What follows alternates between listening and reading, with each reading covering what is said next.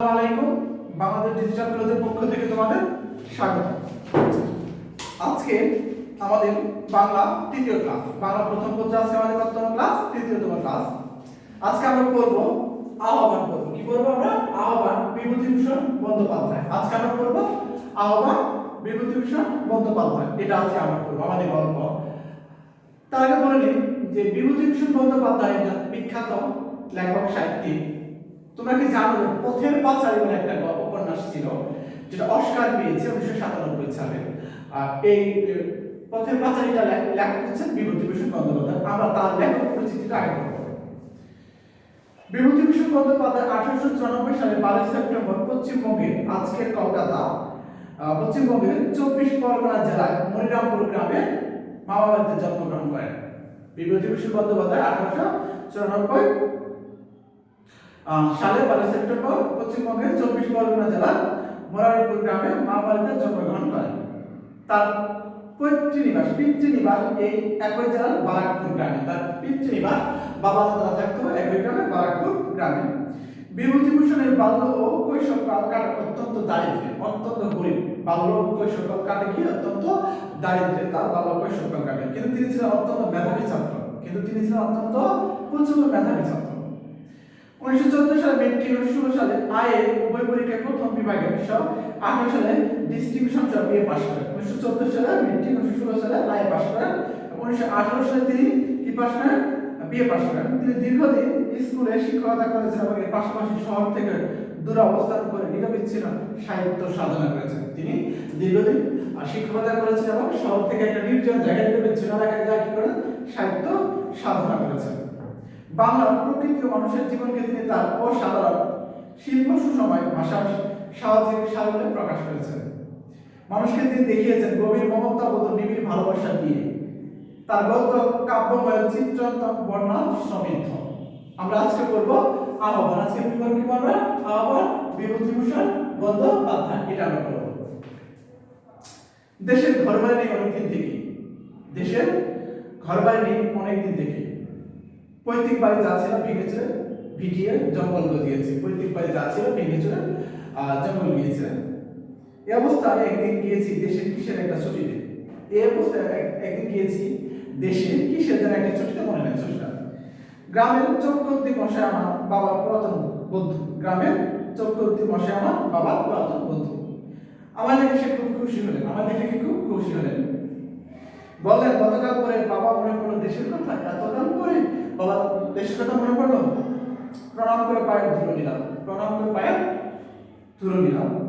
বললেন, এসো এসো, বেঁচে থাকো, দীর্ঘজীবী হও, বাড়িঘর করবে না।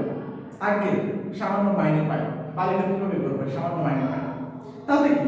গ্রামের ছেলে গ্রামে বাস করবে, এতে আর সামান্য মাইনে, বেশি মাইনে কি? গ্রামের ছেলে গ্রামে বাস করবে, এতে সামান্য মাইনে কি?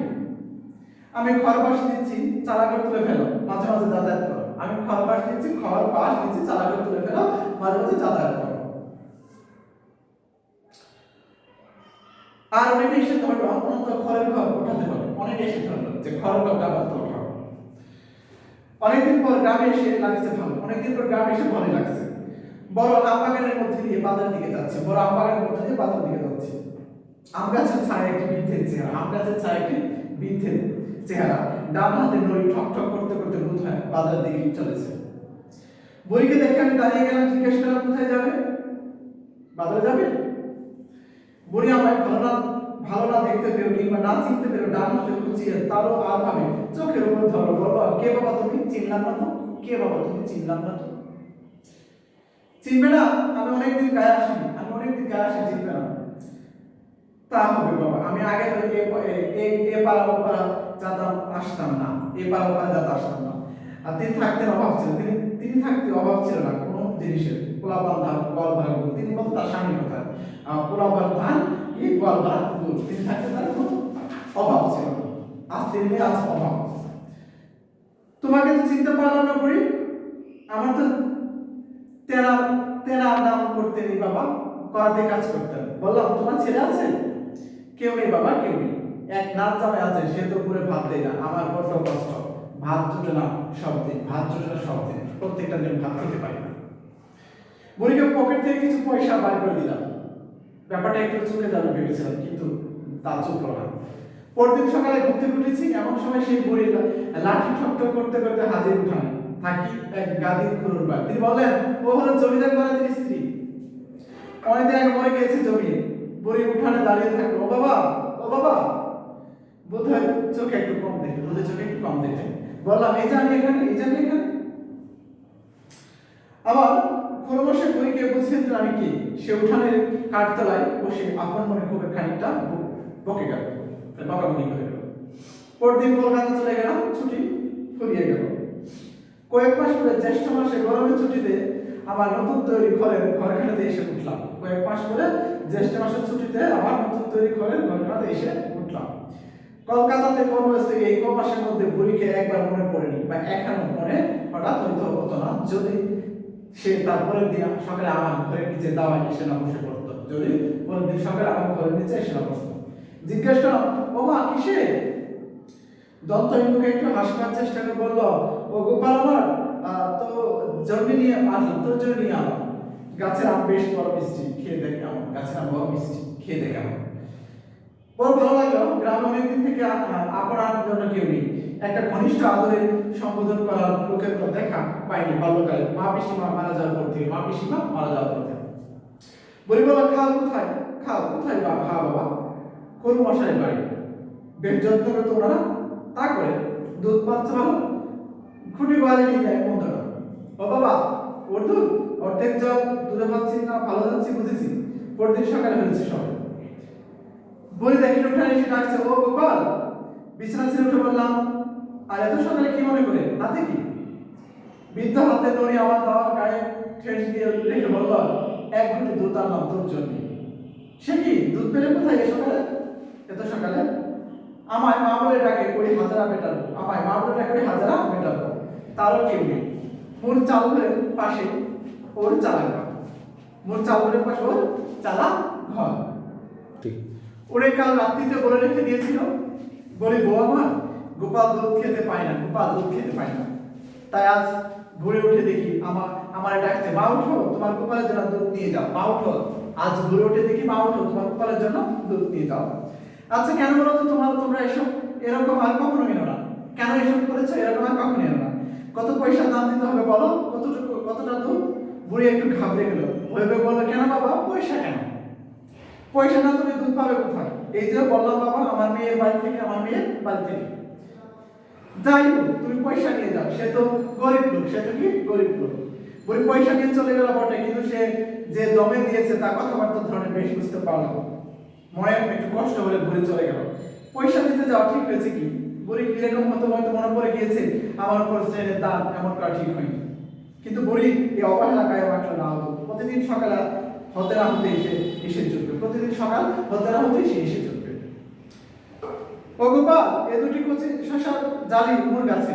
গোপাল, এ দুটি কচি শশার জালি মোর গাছে, এই নাও, নুন দিয়ে খাও, দেখি মোর সামনে, নুন দিয়ে খাও, আমি তোমার সামনে দেখি। বলি, তোমার কিসের, তোমার চলে কিসের? এই যে মেয়ে বলি, ও বড্ড ভালো, লোকের ধান মানে, তাই চাল পায়, আমার দুটো না দিয়ে খায় না, এটা থাকে, একা থাকে।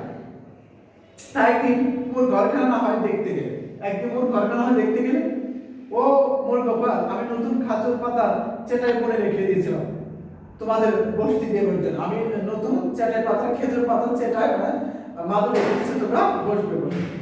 সেবার বুড়ির বাড়িতে আমার যাওয়া ঘটে উঠলো না, আমার বুড়ির বাড়িতে যাওয়া ঘটলো না। নানা থেকে ব্যস্ত থাকি। অনেকদিন পরে গ্রামে এসেছি তো, সে কদিন গ্রামে থাকে, বুড়ি রোজ সকালে আসতে ভুলবে না, কিছু না কিছু আনবে। কখনো পাকা আম, কখনো পাতি লেবু, কখনো এক চারা কাঁচা কলা, কি এক ফালি কুমড়ো। পুনরায় গ্রামে এলাম 5-6 মাস পরে, পুনরায় গ্রামে এলাম কয় মাস পরে, 5-6 মাস পরে। আশ্বিন মাসের শেষে একদিন পরে ঘরে বসে আছি, বাইরের উঠানে দাঁড়িয়ে কেন্দ্রে জিজ্ঞেস করলাম, বাবু ঘরে আসছেন গো, বাবু ঘরে আছেন গো? বাইরে এসে দেখি সেই জ্যৈষ্ঠ মাসে তাকে বুড়ির সঙ্গে দেখা হয়েছিল, সেই মধ্যবয়সী স্ত্রী লোকটি। আমার দেখে সলজ্জায় মাথায় কাপড়টা আরেকটু টেনে দেওয়ার চেষ্টা করে সে বলল, বাবু কবে এসেছেন? দিন 5-6 হলো। কেন? আমার সেই মা পিটিয়ে দিল, বলো দেখো এসে কি। আমার সেই মা পাঠিয়ে দিল, বলে দেখো এসে কি। ওই সেই বুড়ি এখনো যিনি আসতো তেনার বড্ড অসুখ, একবার কোথায় বাঁচবে না, এবার মনে হয় বাঁচবে না। গোপাল কবে আসবে, গোপাল কবে আসবে অস্থির, আজের রোজ শুধায়। একবার দেখে আসেন গিয়ে বড্ড খুশি হবে তাহলে। বিকেলের দিকে বেড়াতে যাওয়ার পথে দেখতে গেলাম বুড়িকে, বিকেলের দিকে বেড়াতে যাওয়ার পথে দেখতে গেলাম বুড়িকে। বুড়ি শুয়ে আছে একটা মাথার উপর, মাথায় বালিশ, মলিন বালিশ। আমি গিয়ে কাছে দাঁড়াতে বুড়ি দেখি মেরে আমার দিকে চাই, পরে আমাকে চিনে ধরপাকা করে বিছানা ছেড়ে উঠবার চেষ্টা করে। আমি বললাম উঠো না। ও কি? বুড়ি আজ আটখানা হয়ে বলল, আমার আছে বল গোপাল, বসতে দে গোপালকে, বসতে দে, বসবার দরকার নেই, থাক। গোপালের সেই খাজুরের চার পাতা পেতে দে। পরে ঠিক যেন আপনার মা কি পিসিমার মতো অনুযোগের সুরে বলতে লাগলো, তোর জন্য খাজুরের চাটাইখানা কতদিন আগে বনে এনেছিলাম, এখনো ভেঙে গেছে যাচ্ছে, তুই একদিন এলি না গোপাল, তুই একদিন এলি না গোপাল। অসুখ হয়েছে তার দেখতে এলি না, অসুখ হয়েছে তার দেখতে এলি না। বলে দুচুর বেঁধে চল দিয়ে বেরো পড়ছে। আমায় বললো, গোপাল যদি মোর আমার কাফনের কাপড় তুই কিনে দিস, যদি মরি আমার কাফনের কাপড় তুই কিনে দিস। আগের সময় বড়ি পাতানো মেয়েটার হাতে কিছু দিয়ে এলাম পথ্য ফলের জন্য, পথ্য ওষুধ পথ্য, হয়তো আর বেশি দিন বাঁচবে না, এই ওষুধ থেকে উঠবে না। বুড়ি কিন্তু সে যাত্রা সেরে উঠলো, বুড়ি কিন্তু সে যাত্রা ভালো হয়ে গেল। বছর খানেক আর গ্রামে যায়, বছর খানেক আর গ্রামে যায়, বোধ হয় 1.5 বছরের মতো পারে। একবার শরতের ছুটির পর, তখন একদিন 2 দিন ছুটি হাতে আছে। গ্রামে এলাম এই 2 দিন কাটাতে, গ্রামে এলাম এই 2 দিন কাটাতে। গ্রামে ঢুকতে প্রথমে দেখা বর্ষা সর্দারের বউ দিগম্বীর সঙ্গে। দিগম্বীর অবাকে বল, ওমা আজ তুমি এলে? সে বলেছে কাল রাতে মারা গিয়েছে। আজ তুমি এলে? সে বলেছে কাল রাতে মারা গেছে।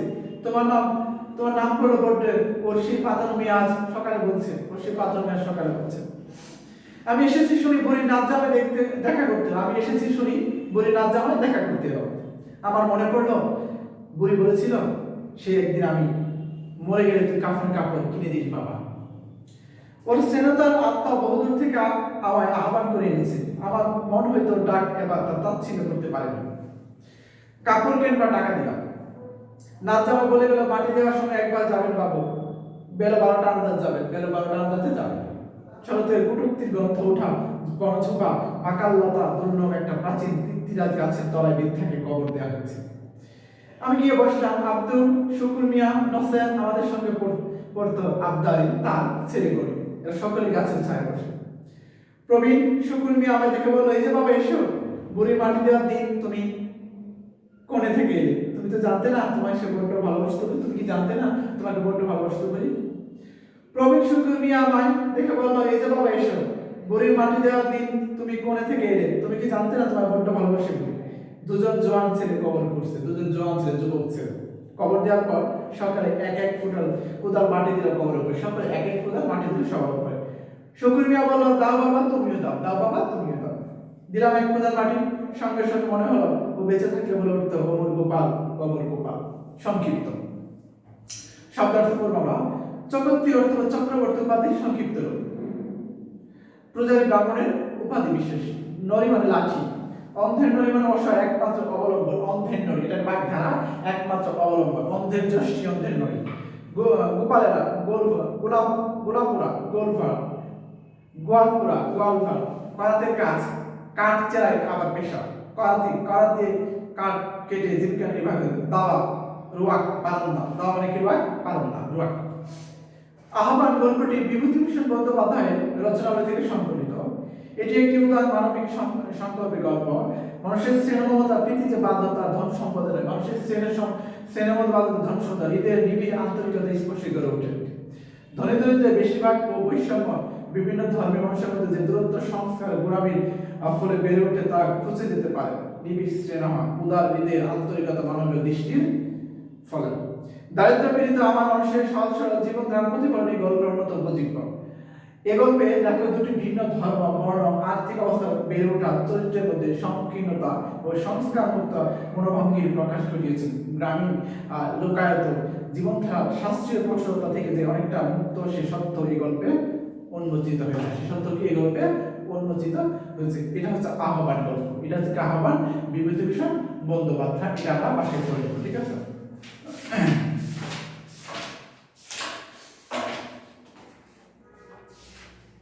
আমরা এখন বলবো মাসি পিসি, মানিক বন্দ্যোপাধ্যায়। কে বলা? মাসি পিসি, মাসি পিসি। মাসি মাসি পিসি, এটা হলো লেখকে মানিক বন্দ্যোপাধ্যায়।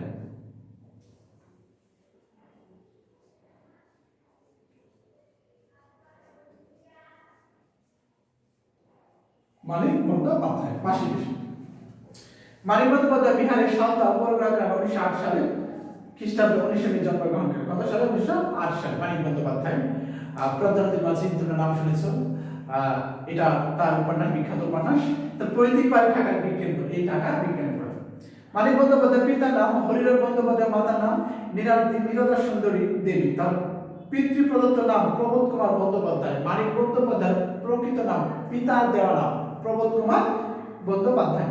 ডাক নাম মানিক, ডাক নাম কি? মানিক। বিহার উড়িষ্যার বিভিন্ন স্কুল কলেজে তিনি পড়াশোনা করেছেন। বিহার উড়িষ্যার বিভিন্ন স্কুল কলেজে তিনি কি করেছেন? পড়াশোনা করেছেন। মাত্র 48 বছর তিনি বেঁচে ছিলেন। মাত্র 48 বছর। কত বছর বেঁচে ছিলেন? 48 বছর তিনি বেঁচে ছিলেন। আমার জন্ম হচ্ছে 1908, মৃত্যু হচ্ছে 1956। কলকাতার প্রেসিডেন্সি কলেজে বিএসসি পড়াশোনায় মাত্র 20 বছর বয়সে বন্ধুদের সঙ্গে বাজে তিনি প্রথম গল্প অসীম আমি লিখে খ্যাতি অর্জন করেন। বন্ধুদের সাথে বাজে লেখা। তারপর জীবনের বাকি 28 বছর নিরবিচ্ছিন্নভাবে লিখে গেছেন। মাঝে মাঝে বছর তিনি মাত্র চাকরি ব্যবসায়িক কাজে নিজেকে জড়ালো। বাকি পুরোটা সময় তিনি সার্বক্ষণিক সাহিত্য সভায় নিয়োজিত ছিলেন।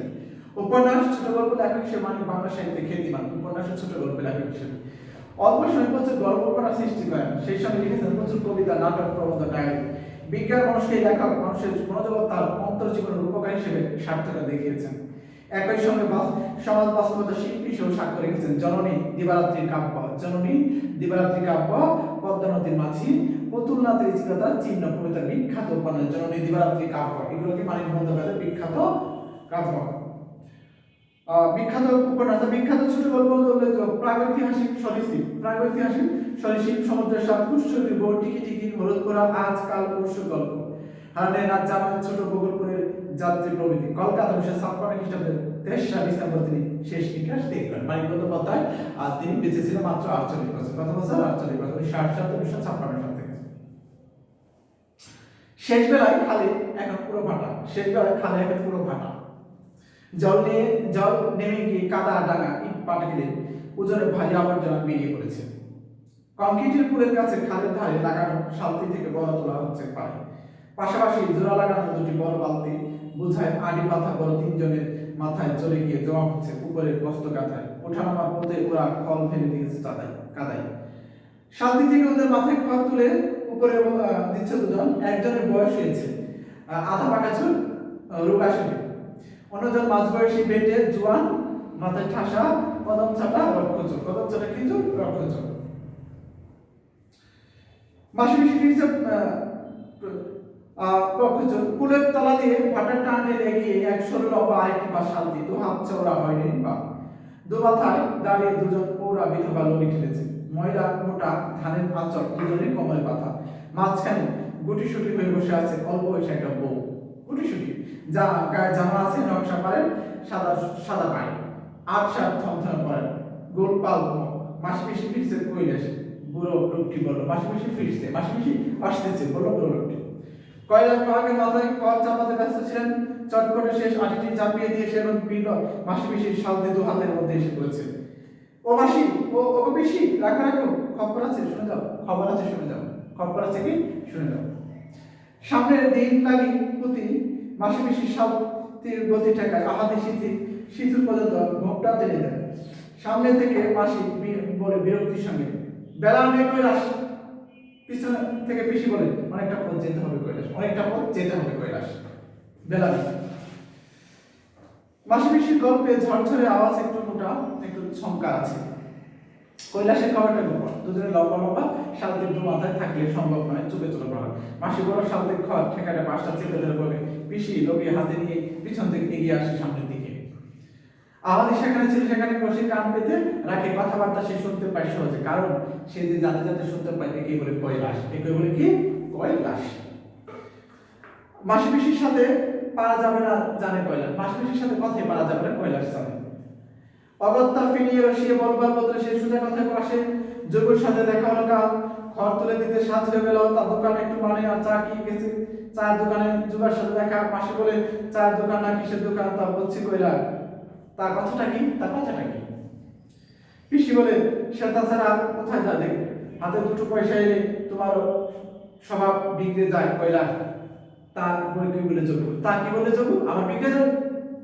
কৈলাস ফাপড়ে বলে আক্রমণের চায় আমাদের দিকে হঠাৎ বেবাক্কা জোরের সঙ্গে প্রতিবাদ করে সে তা নয়, পুলের কাছে চায়ের দোকান মাসি পিসি গিয়ে জিজ্ঞেস করুক না সেখানে, তারপর জোর হারিয়ে ফেলে সব এক প্রকার ছেড়ে দিয়ে চোখ। লোকটা কেমন বদলে গেছে মাসি, সত্যি কথা পিসি, লোকটা কেমন জানি বদলে গেছে মাসি, সত্যি কথা পিসি। আর সে জরুরি বউকে দিতে চায়, তোমরা নাকি ফোন করেছ, মোয়া পাঠাবে না, তাতে চটে গেছে, সম্মান তো আছে একটা। মাসি বলল পেট শুকিয়ে লাথি ঝাঁটা খেতে, কল কাকড়া ছেঁকা খেতে, কুটির সাথে দই বাঁধা হয়ে থাকতো দিনভর রাতভর। পিসি বলে মোয়া না পাঠায়, জামা এনে রাখিনি, জামে আদরে থাকে, ছাগলটা বেঁচে দিয়ে খাওয়াইনি, ভালো মন্দ 10টা দেন এসে। মাসি বলে ফের আসুন, আদরে রাখবো যদি থাকে, ফের আসুন আদরে রাখবো, বজ্জাত হোক কোনো হোক জামাই তো, ঘরে এলে খাতির না করবো কেন, তবে মেয়ে মোড়া পাঠাবো না, তবে মেয়ে মোড়া পাঠাবো না, বজ্জাত হোক কুতো হোক জামাই তো, ঘরে আসলে খাতির তো করতে হবে, তবে মেয়ে মোড়া আমরা মেয়ে পাঠাবো না, আমরা কি মেয়ে পাঠাবো না। মাসি বলে ফের মেয়ে পাঠাবো না। পিসি বলে না কৈলাস, মরতে মোড়া মেয়েকে পাঠাবো, মরতে মোড়া মেয়েকে পাঠাবো না, মরবো কিন্তু মেয়েকে পাঠাবো না। বুড়ো রহমান একা খরচা পেয়ে যায় বাহকদের মাথায়, চুপচাপ শুনে যায় এদের কথা, ছল ছল চোখে একবার তাকায় আহাদের দিকে। আহাদ তার মেয়েটা শ্বশুরবাড়িতে পড়েছে অল্পদিন আগে, কিছুতে যেতে চায়নি মেয়েটা, দাপাদাপি করে কেঁদেছে যাওয়া ঠেকাতে, মাঝে ছোট অপজীবী তার ভালোর জন্য তাকে জোর জবরদস্তি করে পাঠিয়ে দিয়েছিল। আহাদের সঙ্গে তার চেহারা কোনো মিল নেই, বয়স সে ছিল অনেক ছোট, চেহারা মিল অনেক বেশি রোগা, তবে আহাদের ফ্যাকাশে মুখ, তার মুখে ছাপ রহমান দেখতে পায়। ঘরে মাঠে তুলে দেওয়ার ফাঁকে ফাঁকে জব্রিতে তাকে আহাদের দিকে। কৈলাস বলে তবে আসল কথাটি বলি, তবে আসল কথাটি বলি। জাগবকে বলে এবার তো মামলা করবে বউ নেবার জন্য, তার বিয়ে করা বউকে তোমরা আটকে রেখেছো বদ মতলব, এবার তো মামলা করবে বউ নেওয়া, তখন বিয়ে করা বউকে তোমরা আটকে রেখেছো বদ মতলবে, মামলা করলে বিপদে পড়বে। স্বামী নিতে চাইলে বউকে আটকে রাখার আইন নেই, স্বামী যদি নিতে চায় বউকে আটকে রাখার কোনো আইন নেই, জেল হয়ে যাবে তোমাদের। আর যেমন বুঝলাম মামলা যোগ করবে আজকালের মধ্যে, মরবে তোমরা জানো আসি, মরবে তোমরা জানো পিসি, মারা পড়বে তোমরা একেবারে, মারা পড়বে তোমরা কি একেবারে। আজ একটি শব্দ করে স্পট আর্তনাদের মতো পাশে পিসি মুখ চাওয়া চাই কয়েকবার, মনে হয় তাদের এই কথা বোধই হয়েছে। চোখে চোখে একটা সেটা জানাজানি করে নিল, তার চোখে চোখে একটা জানাজানি করে মামলা করবে। মাসি বলল জেলে নয় গ্রাম কৈলাস, জেলে নয় গ্রাম কৈলাস, কিন্তু মেয়ে যদি স্বামীর কাছে না যেতে দে খুন হবার পরে আমরা না জেলে গেলাম, কি মেয়েকে যদি স্বামীর কাছে না দিয়ে খুন হয় আমরা যেতে দেবো না। আমাদের এই গল্পটা তোমরা জানো যে মানিক বন্দ্যোপাধ্যায় জন্মগ্রহণ করে কত 1908 সালে, আর মৃত্যুবরণ করে কত 1956, 48 বছর বেঁচে ছিলেন। আর মাসি পিসির লেখককে মানিক বন্দ্যোপাধ্যায়, এই মানিক বন্দ্যোপাধ্যায় থেকে এই বই থেকে তোমরা 20টা নৈমিত্তিক কথা নিজের খাতায়, ঠিক আছে, 20টা নৈমিত্তিক কথা, ঠিক আছে, ভালো থাকো, আসসালামু আলাইকুম।